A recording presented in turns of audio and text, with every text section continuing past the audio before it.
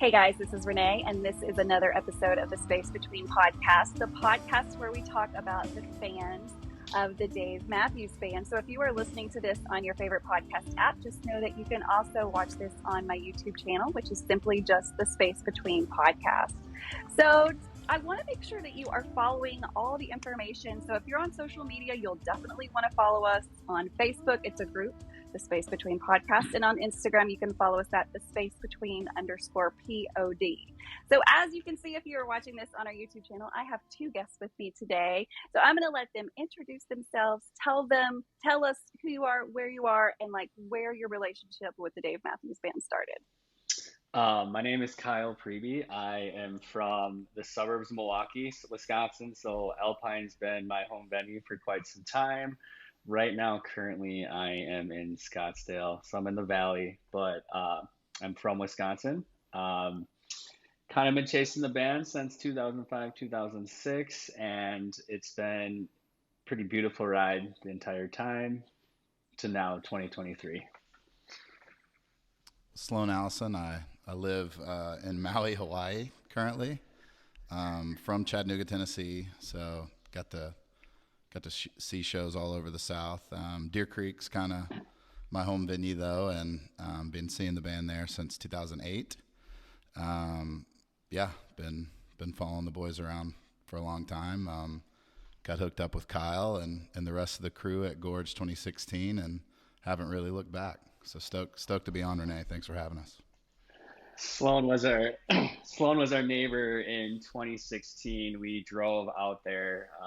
It was brutal. The drive was brutal, but he ended up being our neighbors. We kind of connected, and now we have this incredible family.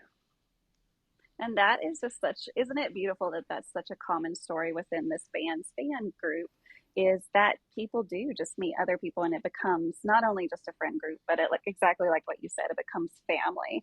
So today we are going to talk about all things 2023. And if you have been a fan this year, well, if this is your first year to be a fan, welcome to a banner year in Dave Matthews Band history. But if this is your 20th, 30th, 32nd year, whatever it is, this is an amazing year. And so we didn't want this year to go past without talking about it. And of course, right before the fall tour, when is a better time to talk about what happened in the summer? So guys, I want you to just tell me, looking back in 2023, no matter how many you went to, we had the opportunity to, of course, watch on Couch Tour, listen on Friday nights. What were some things that stuck out to you in 2023 that you think will always be a memory that you'll always kind of go back to when you think about this year? For myself, I crossed the 100 marker, so obviously that's a big milestone within everybody that, chases Dave. So it was, I was so glad to be able to do that. For a while, I didn't, looking back on it, I didn't even think that would be possible, but I did it. And looking back at the 2023 tour, something that really stood out to me that I didn't even think was going to happen was the liberation of full ABI. I originally first heard it in 2006. I want to say Alpine, but when they brought that back, Night One SPAC, as you've seen in the videos, everybody just freaks out. And you knew within those first few notes that it was full ABI. As we all know, it was, part of Line in the Hands of God, outro, but we got the full version back. And the whole place went nuts. And then it kind of stayed for the rest of the tour. So for me, that moment was really special, and I'll never forget that. Absolutely. I will literally remember that forever. And here's a perk of watching this on YouTube, as we are attaching a video to this right now that Kyle has shared with us. So this is a video of the first time American Baby Intro made its debut since 2011, and of course that was in SPAC earlier this year. So if you're watching this, enjoy watching it. If not, but you'll get to listen to it.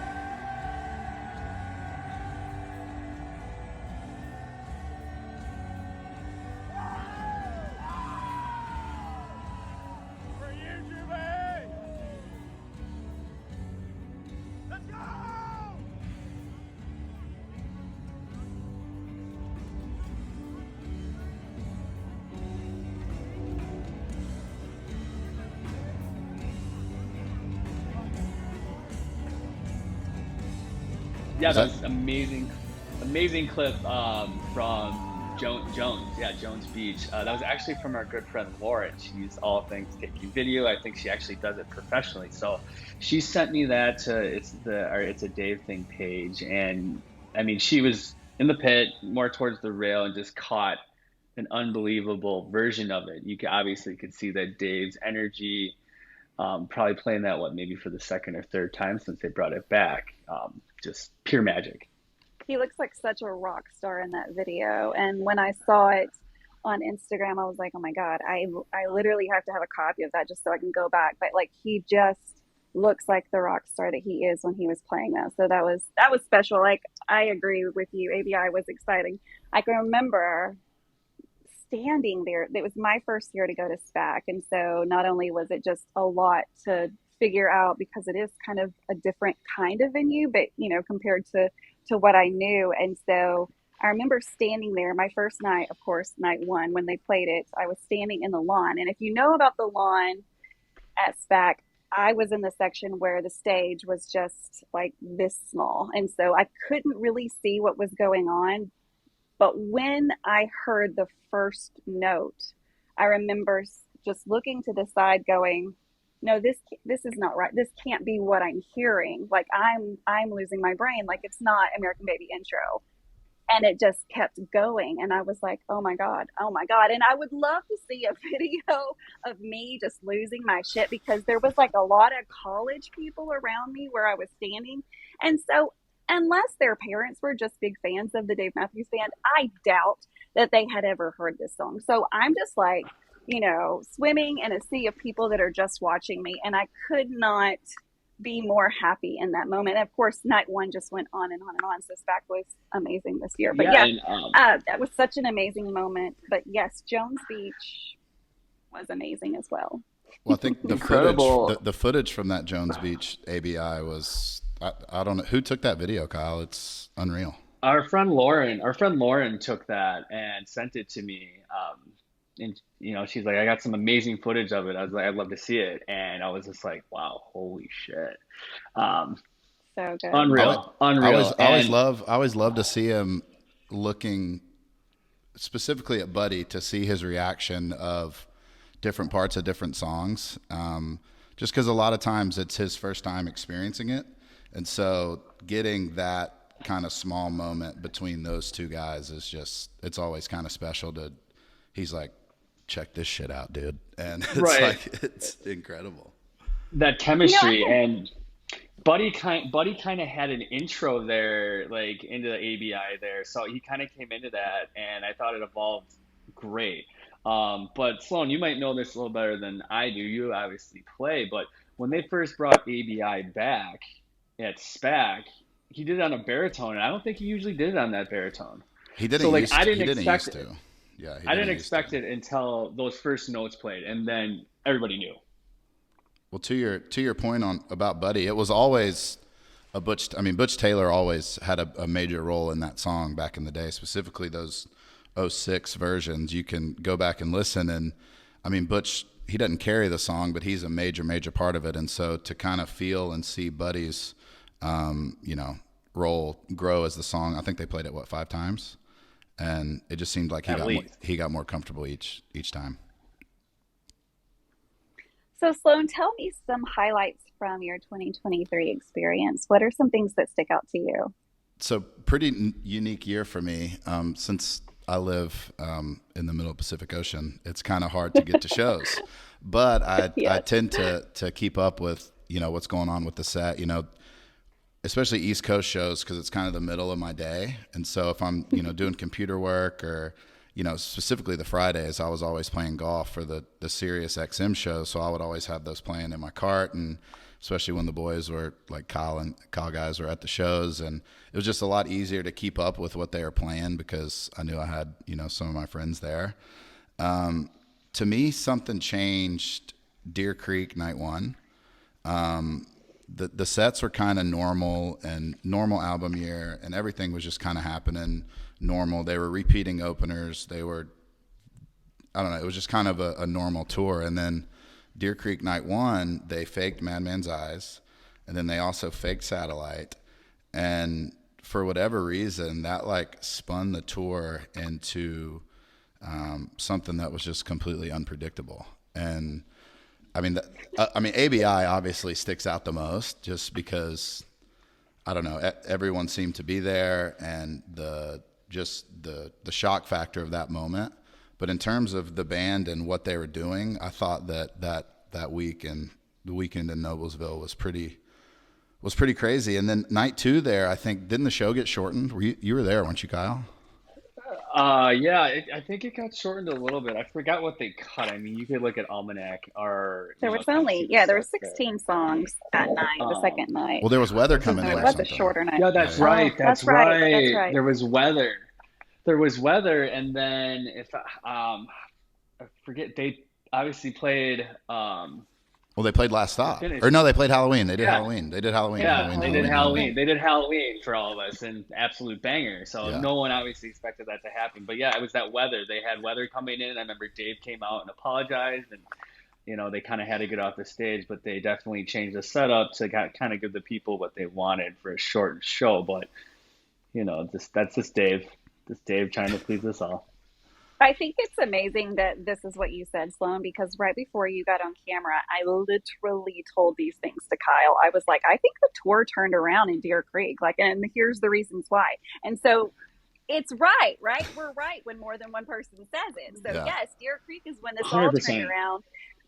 And I call that weekend like where we kind of learned the art of the fake, because in my mind, I had not heard such a blatant fake as when it went from Madman's Eyes into Minarets, and then again from Satellite into So Damn Lucky. Like, it was just so blatant. Like, they were fucking with us, right? For lack of better words. Like, that is what they were doing. And I loved it. I thought it was He's amazing. trolling. Dave's a He's troll. trolling. Dave's a troll. He's trolling. He's a troll. He loves to like.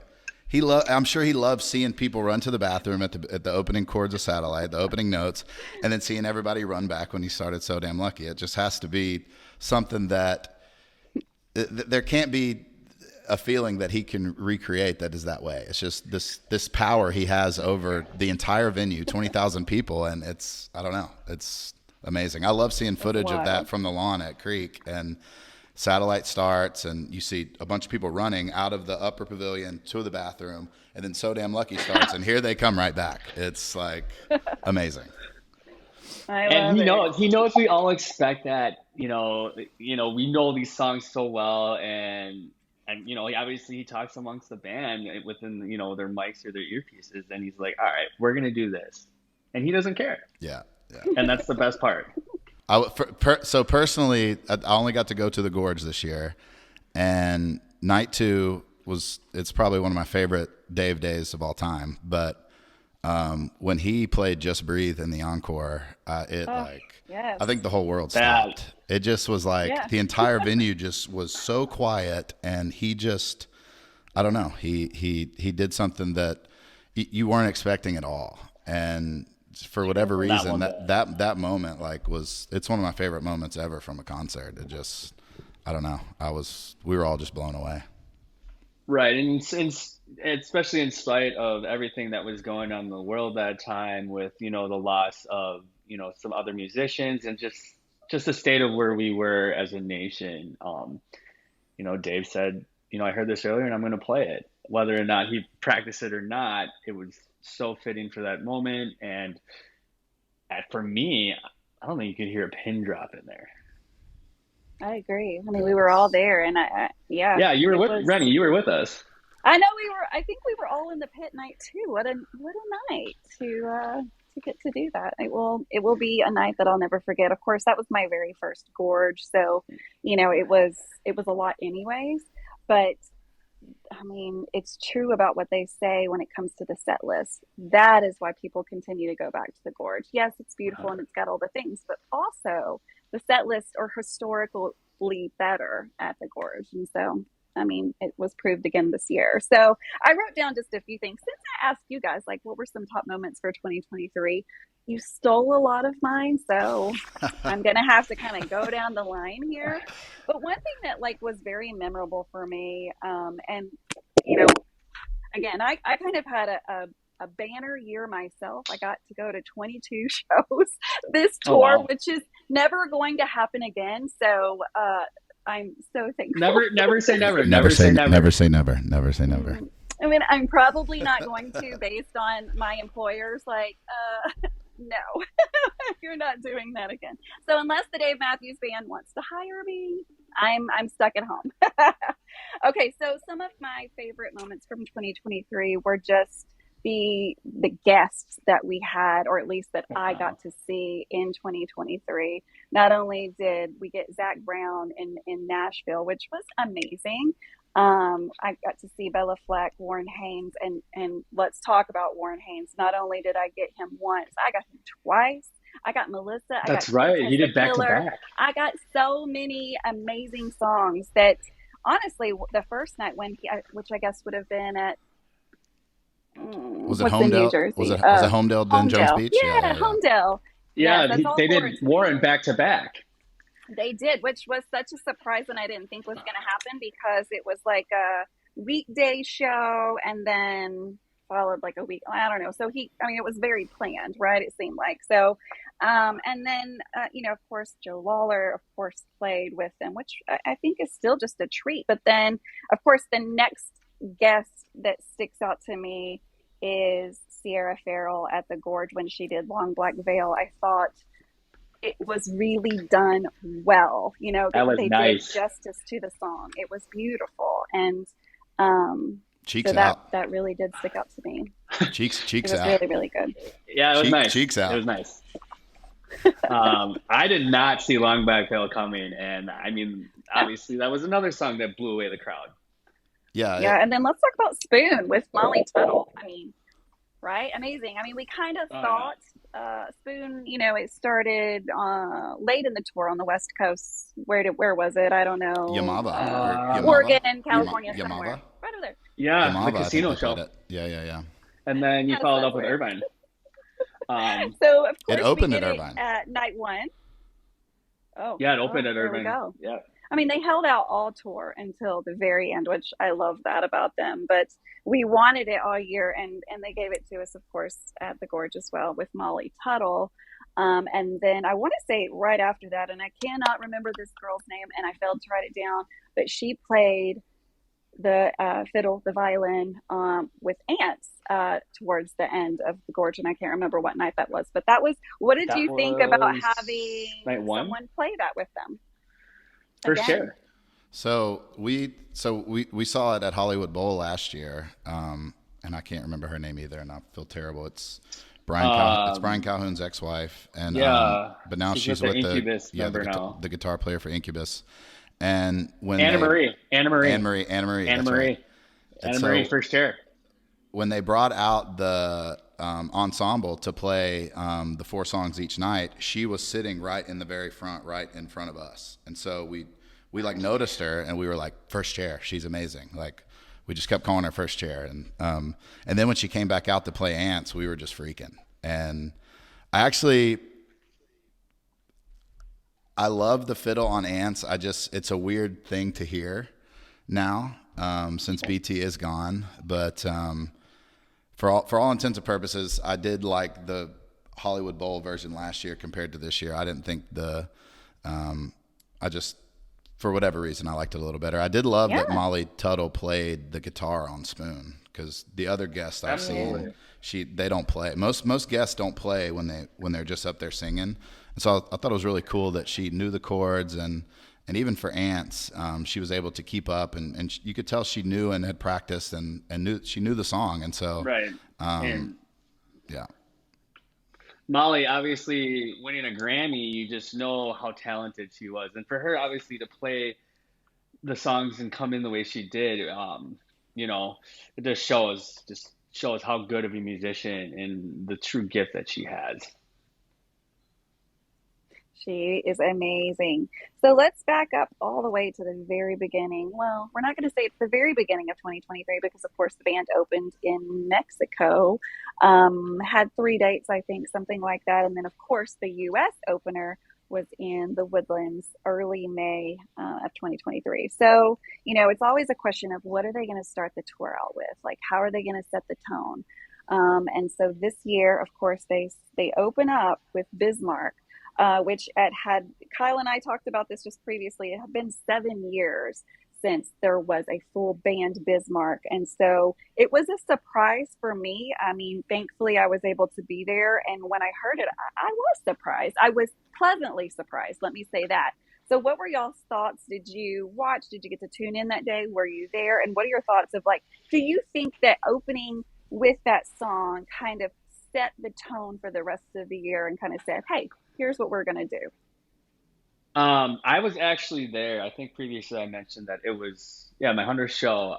For them to open up Bismarck, I definitely didn't expect that or see that coming. So hearing that, actually, to be honest, I'm not a big phone guy, but shout out to DB. I recorded that whole song. I think I went live on it, and I don't hear the end of it. Like I had my phone, my hands up, my wrist probably got sprained holding the phone up. But yeah, I didn't expect that to come. I didn't expect that song at all. But it showed that this tour was probably going to be something special with them just opening up with a song that nobody expected. I agree. What are your thoughts, Sloan, on Bismarck? So, 2016 when the song first started coming around, I liked it. It wasn't my favorite of those songs that year. I think it was that song, Bob Law, Samurai Cop, and I think there's one more I'm missing, but it wasn't my favorite. I actually did see it open a show in Birmingham that year, and I thought it actually worked as an opener.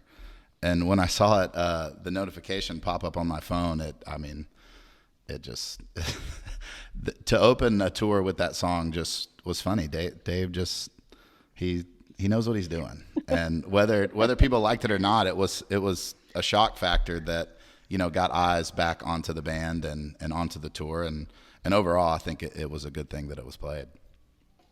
And they used that. They did Bismarck. I want to say a few times to open. So I mean, it opened 6 times of the 7 times it was played. So which is interesting, yeah. but Wow. It kind of just eases. I bet it was something for them that they could just kind of ease into the show a little bit, and Dave kind of plays the whole first verse alone, and then the band kind of eases in behind him, and it's probably just a nice way to open a show for them as well.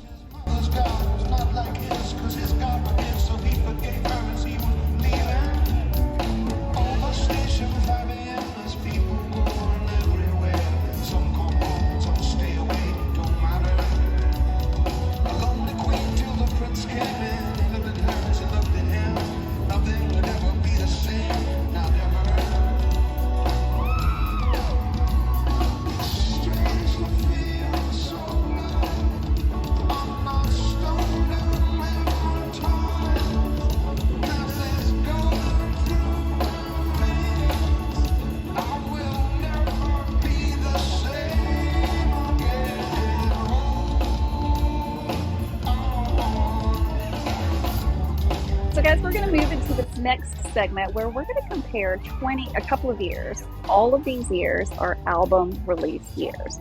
So we often think on an album release year that we're going to hear just albums or a lot of the new album. And I think this year they did a really good job of mixing old and new, as we've just talked about. So what we're going to do next is compare 2023 to some past album release years, 2018, 2013, and 2009.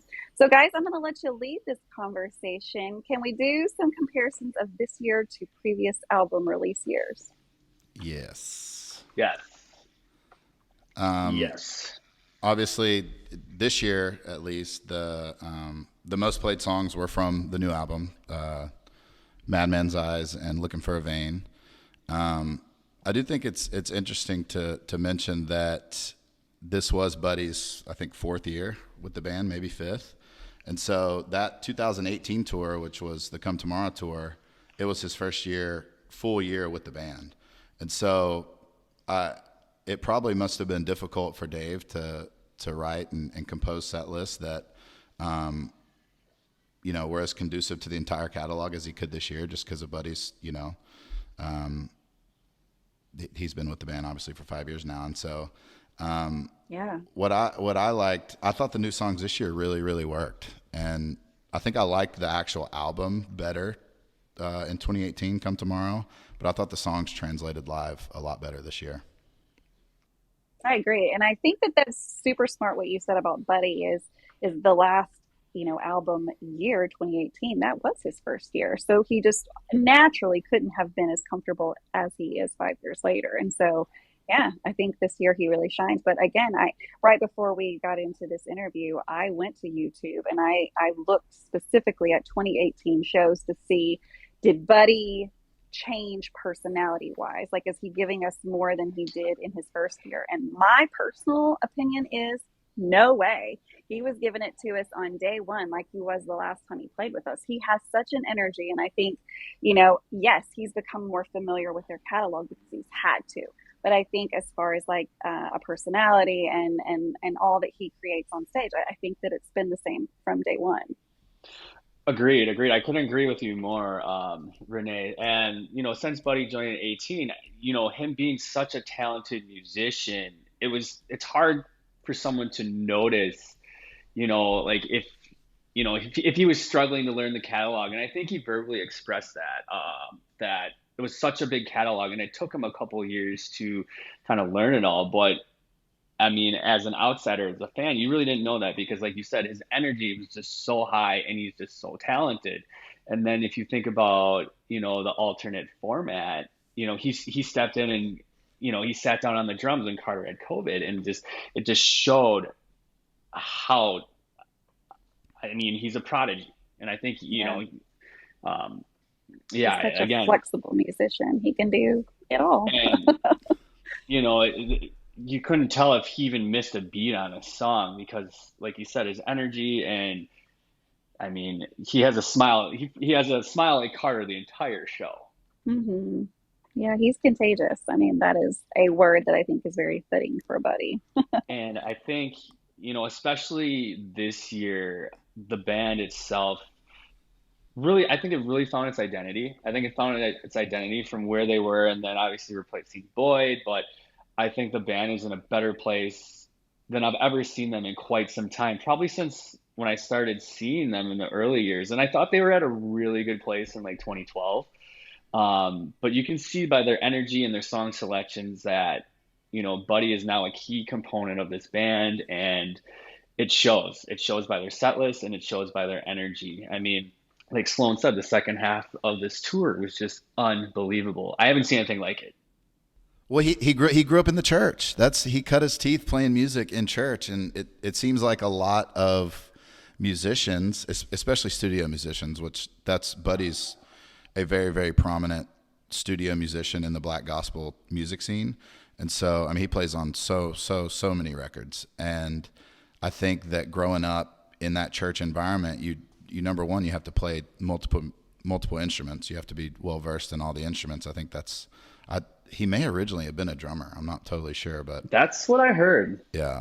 And so him cutting his teeth as a musician in church, I really think got him ready for that COVID year at Gorge, where the alternate format, where they just had to piece a band together and give the fans a show. And from everything I've heard, that Gorge was just as unique as any other one, if not more. Hmm. Yeah, once Agreed. in a And lifetime show for sure. some of those songs, I think that, Dave played solo and things like that, and even Buddy said on the drums, like we're never going to see Yeah, yeah. that style, that format ever again. But they improvised and they made it work, and it was just an incredible weekend. And then Buddy coming from playing with Usher and Ariana Grande, it just shows, and I don't know, was it Rad that kind of put that together with It was Buddy Rashawn. It was coming? Rashawn. I'm sure.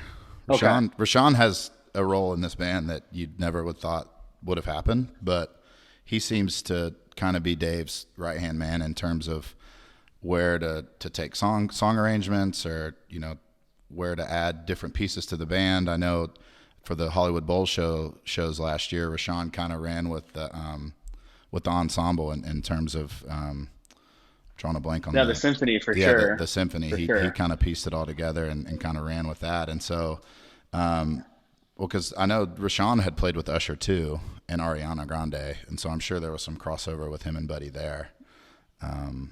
But Rab, I'm not sure. I mean, I wouldn't doubt it one bit.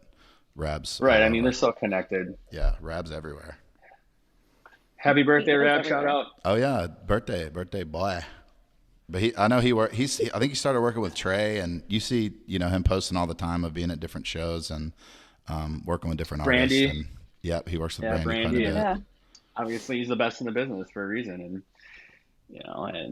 he's obviously helped Dave's voice tremendously over the years. Oh And, yeah, All right, guys. So let's compare songs from 2023, 2018. Let's go back as far as we can. Have you seen some movement or some change in lyrics or music when it goes from album to album? Are they staying kind of true to themselves, or with the rest of us, are they continuing to get older? Therefore, what they're talking about changes. um, for me personally, I felt bands evolve, and obviously losing Boyd and adding Buddy and things like that. Bands evolve, and you look at any band over time here, they evolve.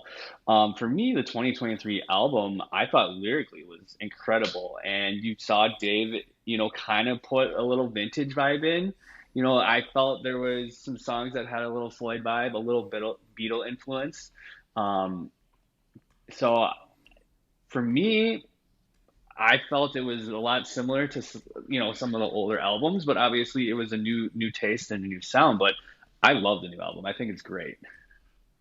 yeah. I Um, mean the album this year, it was amazing. I mean, we've been hearing Madman's Eyes for a couple years, but songs like Looking for a Vein we didn't really get to hear until the actual album. And to me, mhm.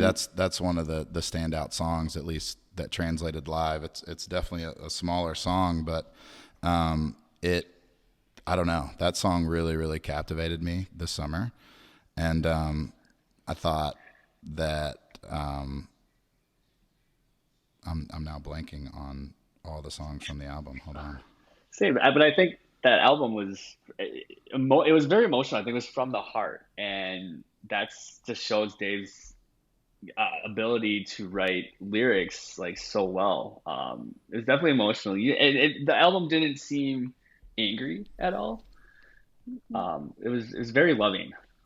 Well, To the me, if there has to be a word or like an adjective that like describes the album, I think there's so much concern for what's happening right now. Like that is what I picked up on in this album, and I think that that holds true to kind of who he is as a person. Anyways, is just literally concerned with things that are going on in the world, whether that's mental health. Because again, I've talked about monsters in the past and how I think that that kind of, if it's not, Dave Matthews, call me and tell me it's not. But like I believe that that song really kind of does dig into mental health. And so, I think this band has such a way of timing everything, and maybe it's all coincidence, but I just won't believe that. But when they drop music, the music that they drop is so relevant for the time. And I don't know if it's because we're all the kind of the same age, and so it seems relevant because we are, or if that's true that they really kind of take what's going on right now and it just fits into place wherever it lands. I mean, what are your thoughts as far as like, do you think album years, the songs that have come out, have really kind of explained what the world is looking like at that time? definitely. I mean, he. I say this all the time, but he's the best at putting things into words that I can really understand. And through his Mm-hmm. songwriting, it helps me kind of get a better understanding of like gun violence, mental health, things like that. Like Madman's Eyes, you really dig into what he's talking about, and he says it's not about gun violence, but he's a troll, so we've kind of already established that. But and if you go and you watch the Howard Stern performance of him doing it solo, it really is evident to kind of see where he's coming from with that performance. And yeah, he just, I don't know, he did it with Dive In and on Big Whiskey too, with global warming. And the way that he paints the picture of global warming in that song just really was easy for me to understand. And so if you haven't dug into the lyrics of Dive In, I challenge you to go do that. It's an amazing song. Yeah, and I think it a lot of his albums allow you to build that emotional connection with current issues whether or not you want to believe that or not. But I think he really, really touches on the light of current issues, and so people can relate to it, Right. both mentally and emotionally. Absolutely. So, guys, in closing, we've had such a fabulous year. 2023, again, will be a year that each of us remember, and probably for different reasons. But again, we've kind of talked about some of the same reasons, right? Because it was just such a magical year, I feel like. What do you Well, want to say that you haven't said? um, looking at this whole tour and kind of putting everything together, obviously, Renae, I've been on this a couple times now, but I really think over this, period of this year, we've kind of got to know you as a person, and you've done shows with us, and I really appreciate your friendship, and you started to do shows with us, and I thought you brought some great energy and dynamic to our group, not just our group, but the whole community, the podcast, everything.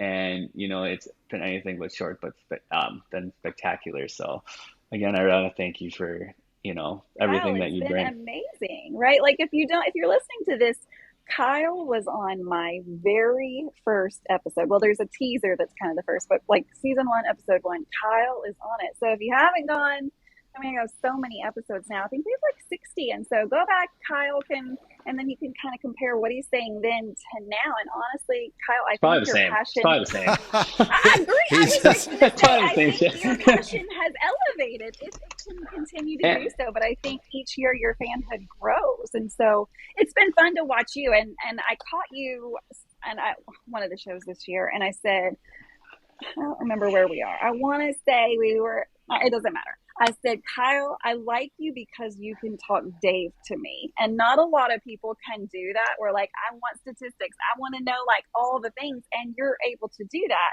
So thank you for kind of making me smarter when it comes to Dave Matthews Band. It's been so much fun to do all of this. yeah, and even Sloan being in Maui, like obviously dials in every Friday and like listens to the whole show, the entire show, and is texting us while we're at the show as if he's there because I know he's got FOMO. I know he's got FOMO. But Of course. obviously Sloan's a huge part of the community and our circle and things like that. So even though he's not there, we feel him there. Renae, what you're doing for the community, Renae, is, and that was really sweet of you, pup. I appreciate it and love you. But Renae, Thanks, Pop. what you're doing for this community and how you're kind of presenting the fans' perspective versus just getting on and just talking stats and stuff like that, I think is really unique, and having different themes to each episode and kind of having an overall mission as well as individual little small goals that you're meeting within each podcast, I think is super unique. And it seems to be catching on, and I'm super stoked for you, and I know our crew is, and yeah, it was great to meet you, and very happy to be on here with you guys. Thank you guys both so much. And again, this podcast truly is, and I want it to continue to be, the story of the fans behind the Dave Matthews Band. And while we all have that common thread that we do indeed love this band, if it's not our favorite band, I can only speak for me, it is my favorite band. But behind the band, the people that have either been here for a month and have just discovered the music, or have been here since day one in the early 90s. For the most part, it's just a contagious group of people who really do strive to leave the world in a better place than where they found it, to love on others, and to make sure that, we're just doing something with our lives. And so that's kind of what I found in these people. And it has become contagious for me, because when you surround yourself with people that get it, how can it not be, right? How can it not be? So, that is the story that I'm writing. I think that it's important that when we look back in this time of when our children and our children's children look back on musical influences, not only will it just be these bands that have changed our lives, but also like the support that they had around them, because ultimately that is why they're successful. Yes, they're musicians and they could go off and do other things. They're kind of However, but good. with zero, they're amazing. But They're pretty They're good. kind they're of good. loved Pretty and good. adored by Pretty good. so many Pretty good. people, and I feel like that's just a whole separate story. And so, yes, while I love statistics and I love talking about the Dave Matthews Band, what I love is the story of find people. How did you find this band, and why are you still chasing them after 32 years? And so, guys, thank you so much for being on another episode. Again, if you are just listening to this, just know that you can watch this and you can see everyone's faces and funny things that we do from time to time. And so you can watch it on our YouTube channel, The Space I've Between been to Podcast. more. So, see, these are the reasons why you should be watching it on YouTube. So if you're not, guys, be sure to show it all the love on social media. Guys, peace, love, and Dave Matthews Band. Thank you guys so much for being on this episode.